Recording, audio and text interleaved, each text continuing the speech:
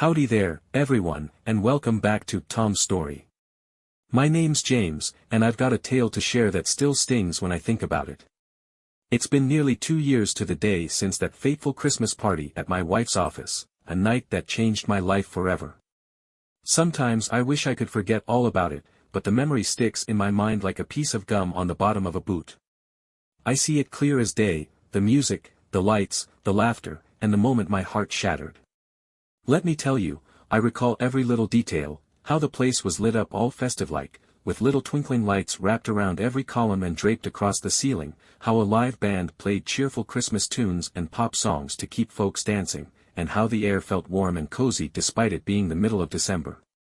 I can still hear the soft hum of voices mingling, the clink of glasses, and the lively chatter of men and women letting loose after another hard year of work. My wife, Sarah, was standing next to me, wearing this sparkly red dress that left my jaw hanging. She was always beautiful, but on that night, she glowed even brighter than those Christmas lights. She had this way of smiling that could make people feel right at home. I remember folks coming up to us, saying how we looked so happy together, like we belonged in some holiday catalog. If only I'd known right then what was about to go down. Sarah and I had been together for 8 years by that point, 5 of them as husband and wife.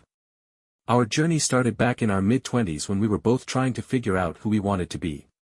I was working construction at the time, helping my uncle build a set of condos on the outskirts of town.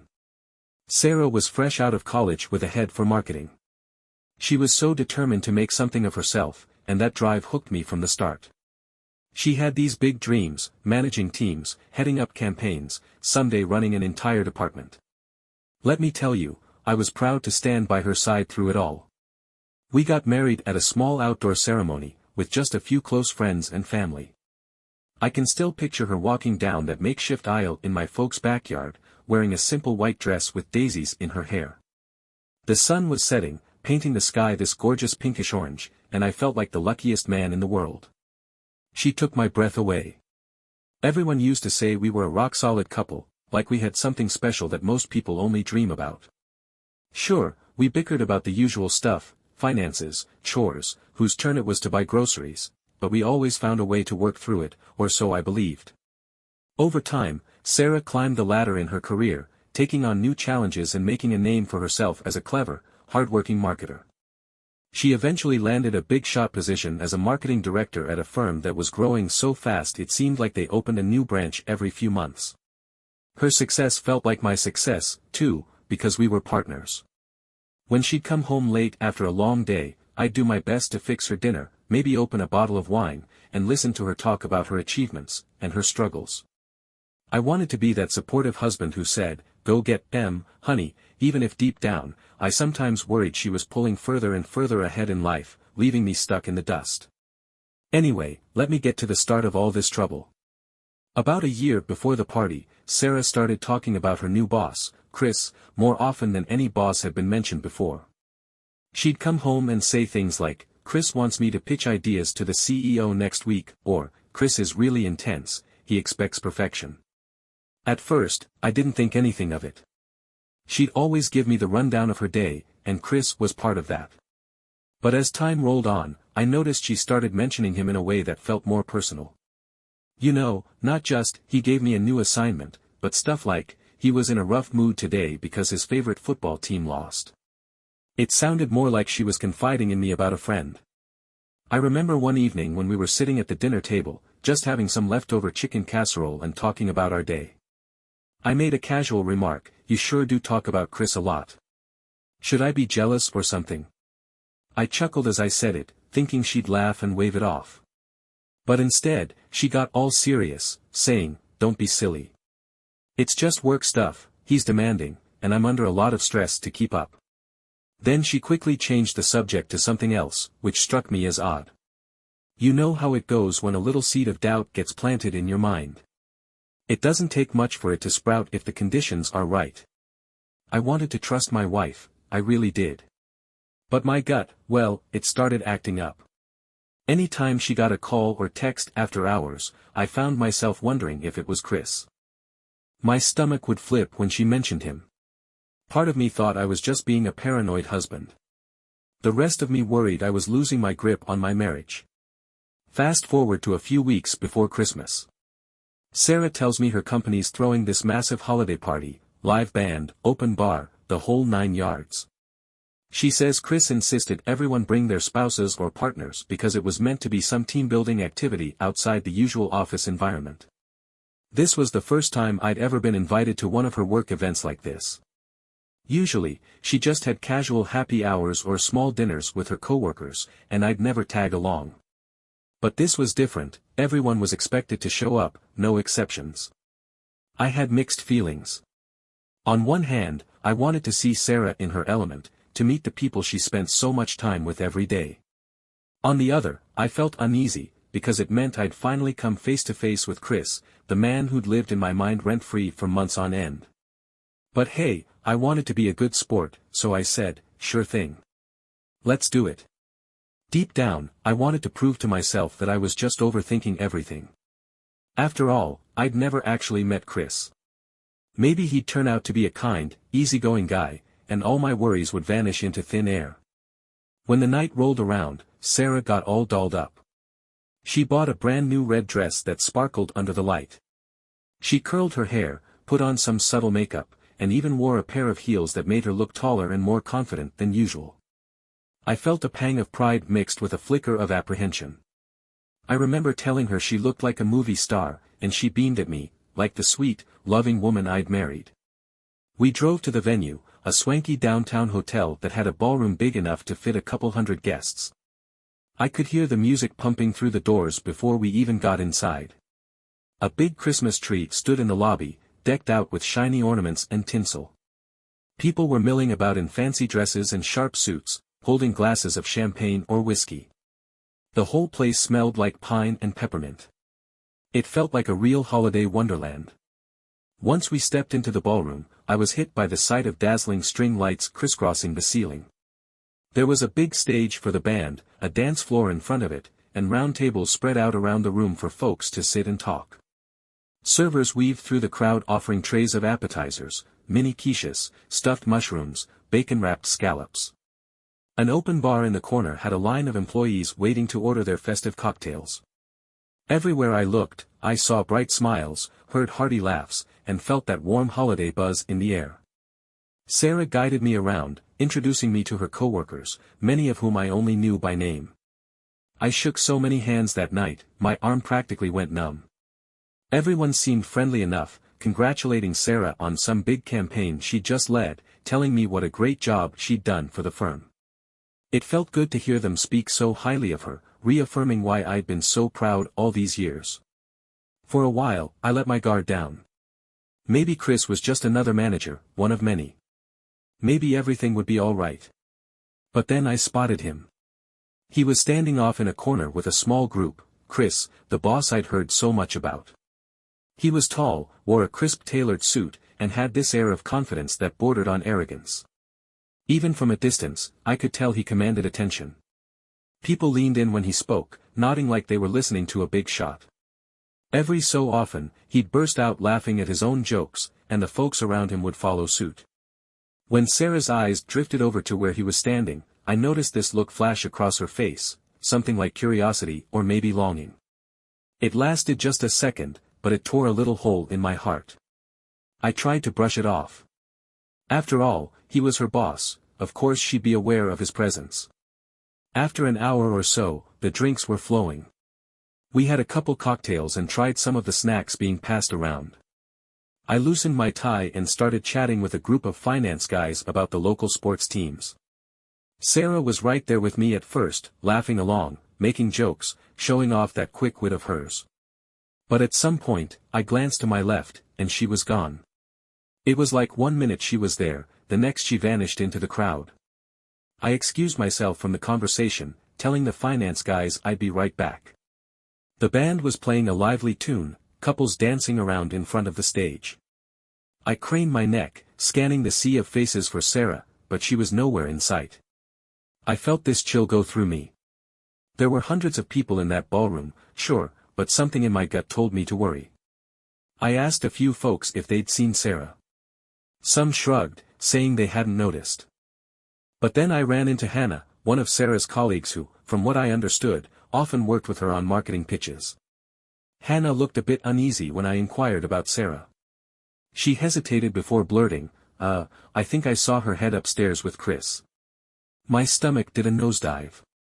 Why would Sarah go upstairs with her boss in the middle of a party? Even if they were talking business, it seemed odd. The anxious look on Hannah's face told me she suspected something, too. I tried to stay calm, but my hands were clammy, and my pulse was beating like a drum. I found the elevator bank at the edge of the lobby. My mind raced with possibilities. Maybe Sarah and Chris were just sorting out some urgent work detail or grabbing something from his office. But the more I thought about it, the more I realized it didn't feel right. The doors slid open, and I stepped inside with a couple other guests.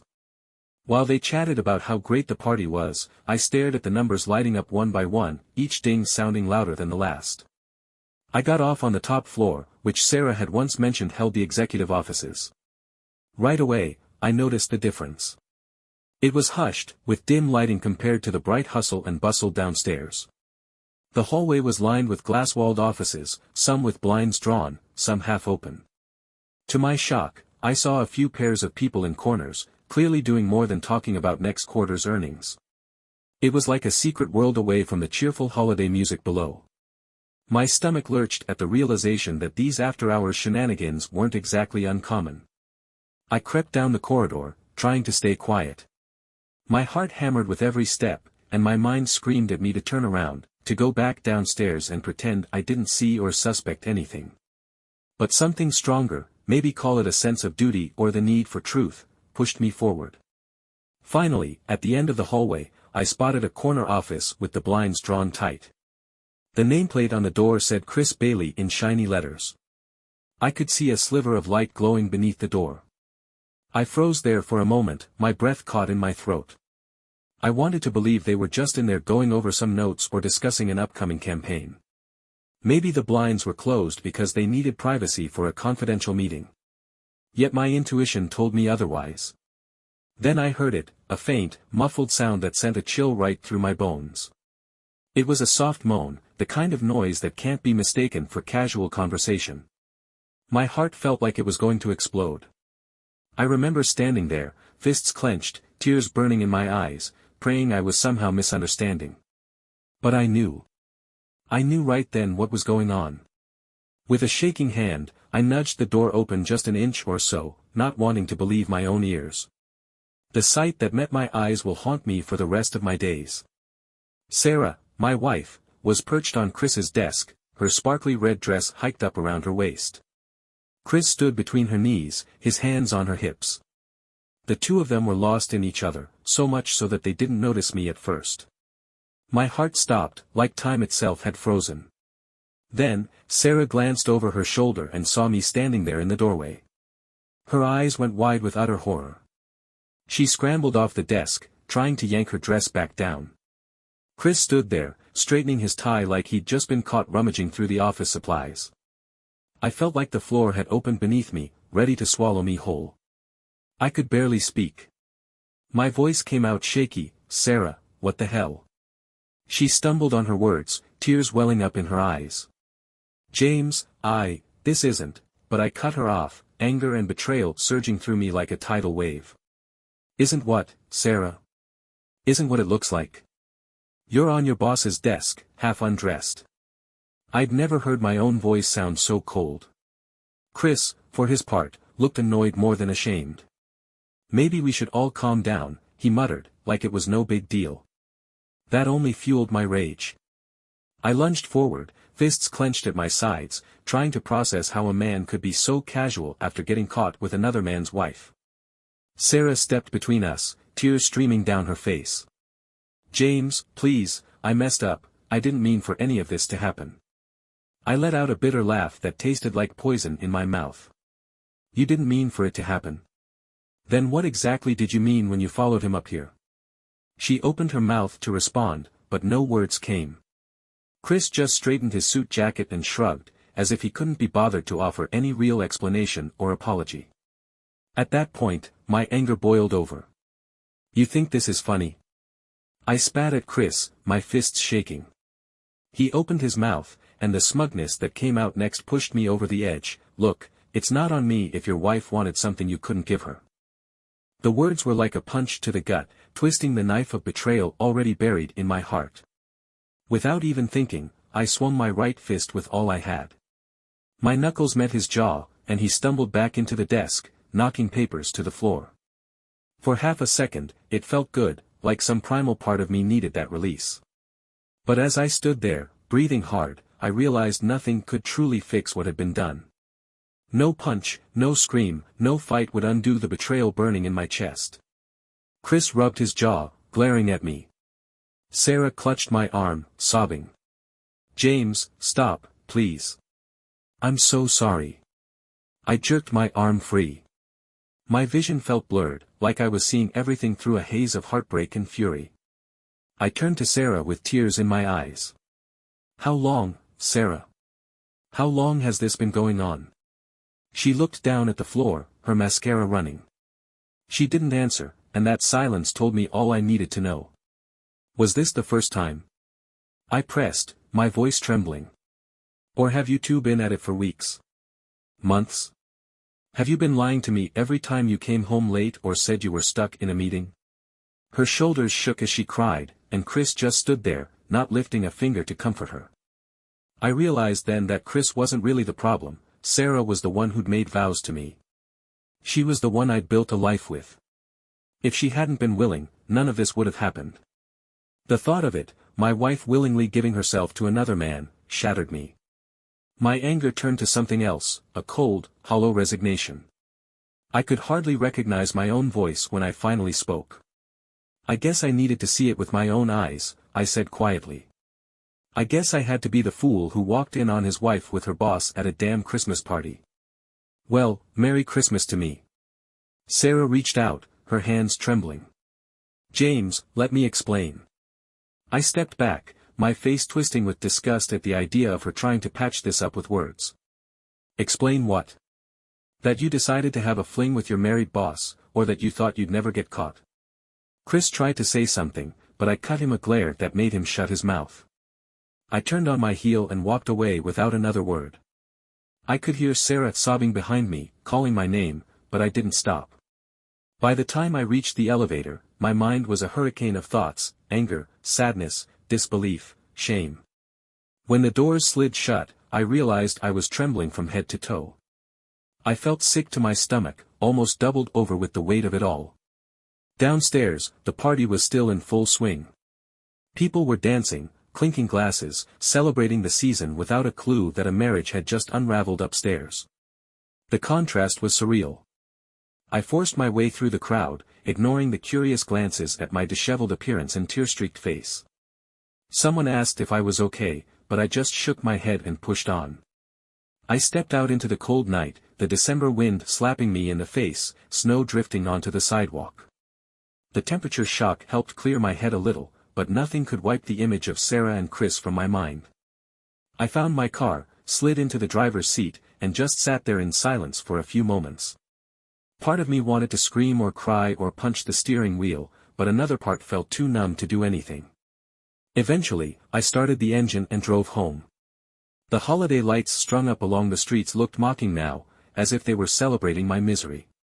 I turned on the radio, hoping for some static to fill the silence, but a cheery Christmas carol came on, and I snapped it off. The ride home felt like it lasted forever, even though we lived just 20 minutes away. Sarah didn't come home that night. Or if she did, it was after I'd locked myself in the bedroom. I spent hours staring at the ceiling, replaying the moment I'd found them over and over. My mind felt like it was on a loop, stuck on the worst scene of a terrible movie I never asked to watch. The next morning, I woke up with a pounding headache, though I hadn't had more than a couple drinks at the party. Maybe it was the adrenaline or the shock. I got up, realized Sarah hadn't crawled into bed at any point during the night, and felt that cold heaviness in my chest again. I noticed her side of the closet was empty. She'd grabbed some things, it seemed, maybe too ashamed to face me. Later that day, I got a text from her, "James, I'm sorry. Let me come home and talk about this." I didn't reply. I just couldn't handle the idea of sitting down with her and hearing excuses. My phone buzzed again and again, calls, more messages, but I ignored it. When Sunday rolled around, I finally agreed to let her stop by and pick up some of her clothes. I didn't want a scene. I stood by the kitchen counter, arms folded, as she let herself in. Her eyes were red and puffy, and she looked like she hadn't slept in days. "James," she said, her voice cracking. "I'm so sorry. I can't even begin," I cut her off, not wanting to hear it. "I saw everything I needed to see, Sarah. You made a choice. You can't just unscrew this up." She broke down, sobbing, trying to grab my hand, but I pulled away. The memory of seeing her with Chris was too fresh. "You don't understand," she choked out. "We never planned it. It just happened." I glared at her. "Things like that don't just happen, Sarah. You don't accidentally wander upstairs with your boss and start fooling around. You knew exactly what you were doing when you went with him." She crumpled onto the couch, her shoulders shaking with sobs. I stood there, fists balled at my sides, fighting the urge to comfort her out of sheer habit. But I knew better, she'd crushed my heart. It wasn't my job to console her. She begged me to go to couples counseling, to talk things out, to give her another shot. "I'll do anything," she whispered through the tears. "I'll quit my job. I'll never see Chris again. We can fix this." But I felt a cold finality inside me, an understanding that our marriage, built on trust and loyalty, was done. That same week, I found myself sitting in a lawyer's office, flipping through paperwork about separation and divorce. It was the bleakest feeling in the world. I'd worked so hard to build a life with Sarah, shared savings, a little home in the suburbs, dreams of having kids one day, and now I was signing papers to dissolve everything we had. The lawyer, a professional woman named Mary, spoke in calm, measured tones, explaining the steps and what to expect. I barely heard half of it. My mind was still stuck on that image of them in Chris's office. In the following days, I got calls from some of our mutual friends, each conversation more awkward than the last. Word spread quickly that I'd walked in on Sarah with her boss at the company Christmas party. One buddy asked if I'd try to forgive her. Another said, "Man, that's rough. Are you okay?" I didn't know how to respond. Was I okay? No, not really. I felt like my entire world had collapsed. But I also knew there was no going back, no reversing time. Sarah didn't give up easily. She showed up at my place a few days after New Year's, tears in her eyes. "James," she said, shivering on the porch because she forgot her coat in her hurry. "Don't do this. I swear it was a mistake." I couldn't help but feel pity for her. She looked so small and lost. But then I remembered how she looked in that office, how she'd made a mockery of our marriage. So I shook my head, stepping aside to let her in out of the cold, but keeping my distance. "Sarah," I began, my voice shaking with a mix of anger and hurt. "I get that you're sorry, but that doesn't change anything. I can't trust you anymore. Every time I close my eyes, I see you with him. I can't live like that." She tried to argue, saying trust could be rebuilt over time, that we could attend counseling or a retreat. But I'd already made my choice. She eventually left, tears streaking her cheeks, acceptance dawning in her eyes. From what I heard afterward, the news of the affair spread around the office. Some folks claimed they weren't surprised. Apparently, Chris had a reputation for crossing lines with female employees. Others were shocked that Sarah, smart, driven, and married, had fallen under his sway. But one thing was for certain, her standing in the company took a big hit. Even if the higher-ups never said it outright, people started looking at her differently. There were rumors she'd been passed over for a promotion she'd once been a shoo-in for. Chris seemed to carry on without much shame, though. He had some influence in the company, which may have protected him from any serious fallout. But the whispers in the halls and the glances in the break room eventually drove Sarah to quit. She couldn't bear the stares, the gossip, the knowledge that everyone was talking behind her back. The shining star of the marketing department dimmed overnight, and before the end of January, she handed in her resignation. I'd like to say my life got easier after I filed for divorce, but that wouldn't be honest.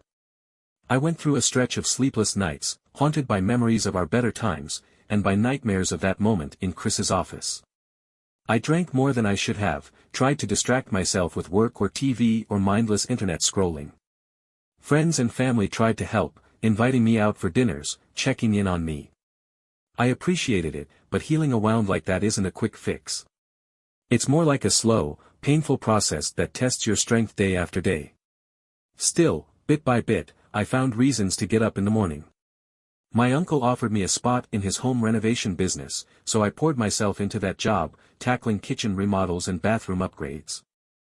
I discovered that focusing on something tangible, like installing new countertops or painting a fresh coat of color on the walls, helped me feel useful.